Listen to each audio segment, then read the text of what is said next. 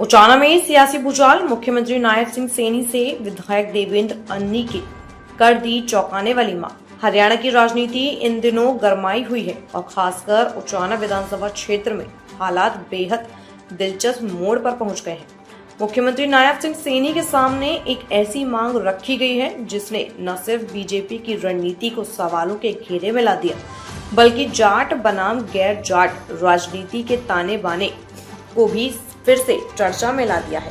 दरअसल उचाना से बीजेपी विधायक देवेंद्र अत्री ने हाल ही में मुख्यमंत्री नायब सिंह सैनी से उचाना क्षेत्र के विकास में और तेजी लाने और स्थानीय जाट समुदाय को राजनीतिक भागीदारी देने जैसी मांगों को प्रमुखता से उठाया है। सूत्रों के मुताबिक अत्री ने यह भी सुझाव दिया कि अगर पार्टी को आगामी विधानसभा चुनाव में सफलता चाहिए तो उसे स्थानीय समुदाय की भावनाओं और संतुलन का पूरा ध्यान रखना होगा। यह मांग इस वक्त आई है जब नायब सिंह सैनी को मुख्यमंत्री बने कुछ ही समय हुआ है और वे प्रदेश भर में जनसंवाद कर रहे हैं। उचाना, जो कि पहले कांग्रेस नेता और पूर्व मुख्यमंत्री भूपेंद्र सिंह हुड्डा का गढ़ माना जाता था, वहां बीजेपी की पकड़ को मजबूत करने के लिए यह क्षेत्र बेहद संवेदनशील है। सूत्रों के अनुसार विधायक देवेंद्र अत्री ने मांग की है कि उचाना को विशेष विकास जोन घोषित किया जाए और यहां के युवाओं के लिए स्थानीय स्तर पर नौकरियों की प्राथमिकता दी जाए। इसके अलावा उन्होंने यह भी कहा कि क्षेत्रीय संतुलन बनाए रखने के लिए बीजेपी को आने वाले चुनावों में उचाना से किसी जाट चेहरे को टिकट देने पर विचार करना चाहिए। यह बात इसलिए चौंकाने वाली है क्योंकि मुख्यमंत्री नायब सिंह सैनी खुद ओबीसी समुदाय से आते हैं और पार्टी फिलहाल गैर जाट राजनीति को प्राथमिकता दे रही है।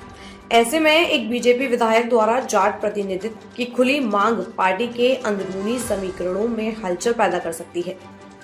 विशेषज्ञों का मानना है कि अत्री का यह बयान उस माइक्रो पॉलिटिक्स का हिस्सा है जिसमें नेता अपने क्षेत्र की जनता को सीधे यह संकेत देना चाहते हैं कि वे उनके हितों के लिए पार्टी लाइन से हटकर भी आवाज उठा सकते हैं।